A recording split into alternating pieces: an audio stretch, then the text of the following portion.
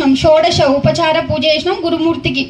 ఇంట్లో ప్రతినిత్యం ధూపదీప నైవేద్యాలు భగవంతుని యొక్క పూజ గదిలో, మన ఇంట్లో ప్రతి ఒక్కరి దగ్గర పూజ గది ఉంటుంది కదా, పూజ గది లోపల మనం రోజు పూజిస్తాం. ధూపం దీపం నైవేద్యం పెడతాం. పువ్వు లేకపోతే పక్కోళ్ళ చెట్లకి వెళ్ళి తెంపుకొని వచ్చి మనం దేవుడికి పువ్వు సమర్పిస్తున్నాం. అది తప్పని తెలిసి కూడా నేను దేవుడికి ఏదో ఒకటి ఇవ్వాలి అని చెప్పేసి పక్కోళ్ళ పర్మిషన్ లేకుండా వాళ్ళ కాంపౌండ్ వాళ్ళ లోపల ఉన్న పూలు తీసుకొని వచ్చి దేవుడికి పెడుతున్నాం. నేను పెడుతున్నా. మరి ఆయన చూస్తలేడా తెంపుతుంటే? నువ్వు దొంగతనం చేసి తీసుకొచ్చినావు, నువ్వు నాకు పెడుతున్నావు, చూస్తలేడా? మరి ఎందుకు పెడుతున్నాం? అది తప్పు, అధర్మం అని తెలుస్తుంది మనకి. తప్పు, అధర్మం, ఇది నేను చేస్తున్నది అధర్మము, పక్కోళ్ళకి పర్మిషన్ లేకుండా పువ్వు తెంపుకొస్తున్నా అధర్మము. మరి అధర్మం అని తెలిసి కూడా ఎందుకు చేస్తున్నావు? ఇక్కడే ఉంది పాయింట్. ఏంటంటే భగవంతుడు ఉన్నాడు, ఒకటేదో మనల్ని గమనిస్తుంది, ఒకటేదో మనల్ని వీక్షిస్తుంది, మనకు కనిపిస్తలేదు. అది భగవంతుడు మనల్ని చూస్తున్నాడు, కానీ మనకి భగవంతుడు కనిపిస్తలేడు. మరి ఇన్ని పూజలు, ఇన్ని యాగాలు, ఇన్ని క్రతువులు, ఇన్ని హోమాలు, ఇన్ని పూజలు చేస్తున్నాం, మనం వ్రతాలు చేస్తున్నాం, వరలక్ష్మి వ్రతం అని, సత్యనారాయణ స్వామి వ్రతం అని అన్నీ చేస్తున్నాం. మరి భగవంతుడు కనిపిస్తుండా? కనిపిస్తలేడు. మరి భగవంతుడు ఉన్నాడు కదా, ఉన్నాడని ప్రతి హృదయమందు ఉన్నాడనే భావననే ఉంది. భగవంతుడు ఉన్నాడు, నన్ను చూస్తున్నాడు, నేను ఏది చేస్తుంటే అది నాకు ఇస్తున్నాడు అనే ఒక భావన ప్రతి హృదయంలో ఉంది, కానీ కనిపిస్తలే. మరి ఎట్లా? ఇన్ని రోజులు మీరు మీకు తోచిన యాత్రలకి వెళ్ళిపోయారు, వెళ్ళి భగవత్ స్వరూపాన్ని, ఎగ్జాంపుల్ ఉదాహరణ, ఏడుకొండలకు పోయారు, ఏడుకొండలకు ప్రయాణం చేసిరు, ఏడుకొండలు ఎక్కిండ్రు, గర్భగుడిలోకి వెళ్ళిండ్రు, ఎంతసేపు చూసిరు? క్షణ మాత్రాననే ఇట్లా అంత దూరం వ్యయ ప్రయాసాలు పడి వేలు ఏమంటే పెట్రోల్ ఛార్జెస్ పెట్టుకొని క్యూ లైన్లో నిలబడి ఆయాసంతో ప్రయాసతో ఏం చేస్తున్నాం? పోతున్నాం, మొక్కడానికి వెళ్తున్నాం.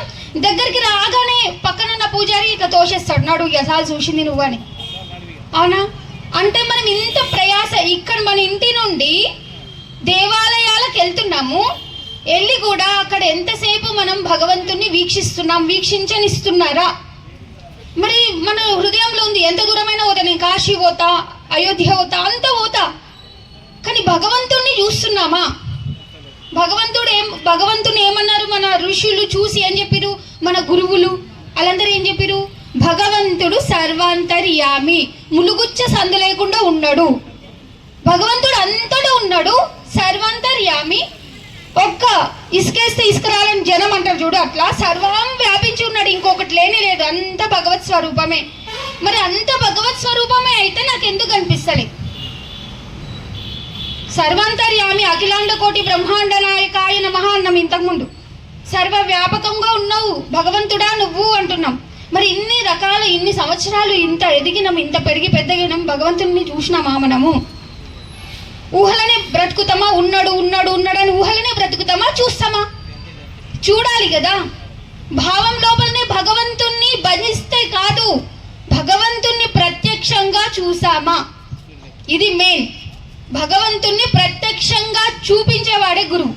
ఎందుకంటే భగవంతుణ్ణి ప్రత్యక్షంగా చూసింది, అనుభవించింది, అనుభవిస్తూ ఉండి ఆ భగవంతునిలో లీనమై ఆ భగవంతుడే తానై అహం బ్రహ్మాస్మి స్థితికి వచ్చింది కూడా గురువు. కాబట్టి ఆ గురువే భగవంతుణ్ణి, సర్వత్రా ఉన్న భగవంతుణ్ణి చూపిస్తాడు. ఇప్పుడు మనం ఎడ కూర్చున్నాం? అందరం భగవంతుని మీదే కూర్చున్నాం, కానీ భగవంతుని మీద కూర్చున్నామని ఎరుక మనకు లేదు, సోయి లేదు. ఇప్పుడు ఏదన్నా కింద అట్టిపండు తొక్క పడితే కూర్చుంటే అట్టిపండు తొక్క పడ్డది, చీర కంటుకుంటుంది, డ్రెస్ కంటుకుంటుంది అని అక్కడ కూర్చోం. మరి సర్వ వ్యాపకమైన భగవంతుడి మీదే మనం కూర్చున్నాము, మనం కూడా లేము.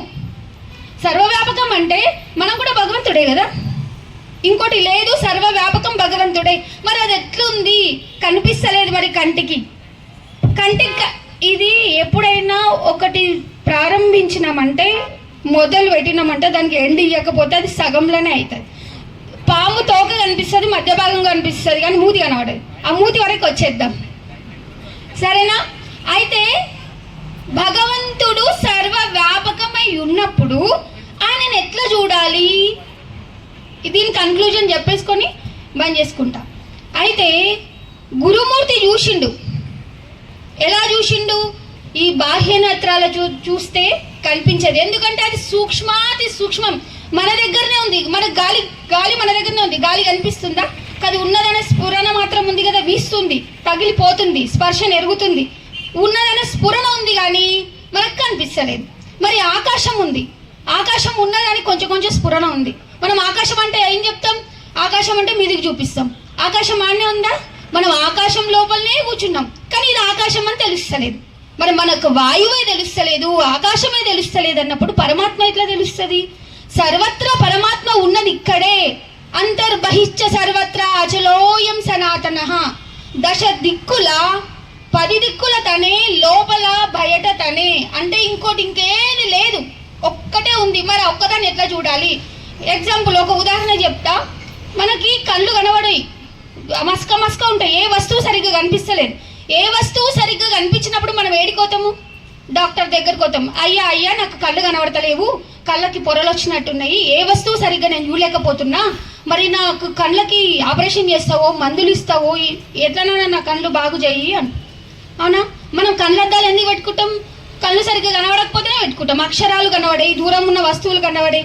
మరి కనబడినప్పుడు డాక్టర్ దగ్గరికి వెళ్ళినప్పుడు మనకి ఏమిస్తాడు? చెక్ చేసి, కళ్ళని చెక్ చేసి, కళ్ళకి చెక్ చేసి మనకి ఏమి ఇస్తాడు? లెన్స్ ఇస్తాడు, అంటే అద్దాలు ఇస్తాడు. అద్దాలు పెట్టుకుంటేనే కదా మనకు చిన్న చిన్న అక్షరాలు కూడా పెద్దగా కనిపిస్తాయి. అలాగే సర్వత్రా ఉన్న పరమాత్మ మనకు కనిపిస్తలేడంటే మనం ఎవరి దగ్గరికి వెళ్ళాలి? గురుమూర్తి దగ్గరికి వెళ్ళాలి. గురుమూర్తి దగ్గరికి వెళ్తే గురుమూర్తి ఏమి ఇస్తాడు? కళ్ళద్దాలు ఇస్తాడు. కనిపించే కళ్ళద్దాలు కాదు, నీ 2 బాహ్య దృష్టిని, నీ 2 బాహ్య నేత్రాలని ఏకం చేయి. రెండిటిని ఏకం చేసినావా, ఆ ఏకమే నీ లోపల ఉన్నటువంటి అద్దము. ఏంది? దివ్య దృష్టి. గురుమూర్తి చెప్పలేడం మనకి? ఈ రెండు నేత్రాలను భ్రూమధ్యం మందు ఏకం చేసి మనస్సుతో చూడు, పరమాత్మ నీకు కనిపిస్తుంది. లోపల దర్శించిన పరమాత్మను బాహ్యంగా అంతటా నువ్వు దర్శించగలుగుతావు. లోపల ఉన్న దేవుని ఫస్ట్ తెలుసుకో. ఇంట్లో గెలిచి బయట గెలవాలి. మన సొంత ఇంట్లో, మన ఇంట్లోనే మనం నెగ్గలేము, బయట ఎట్లా తెలుస్తుంది? లోపల ఉన్న పరమాత్మను తెలుసుకుంటేనే సర్వత్రా ఉన్న పరమాత్మ తెలుస్తుంది. ఎవరి వల్ల? గురువు వల్ల. అందుకనే ప్రతి ఒక్కరు గురువుని ఆశ్రయించండి. గురువుని ఆశ్రయించి గురువుకి తనుమన ధనములు అర్పించి 4 సేవలు చేయండి. స్థాన అంగ భావ ఆత్మ సేవలు చేసి గురుమూర్తి ఆశీర్వాదం పొంది నిత్యం సాధన చేయాలి. సాధన చేయని వాడికి ఏది రాదు, పరమాత్మను కూడా చూడలేము. వచ్చిందా పోయిందా, తిన్నమా పోయినమా, జంతువుల మాదిరిగా ఉంటాం.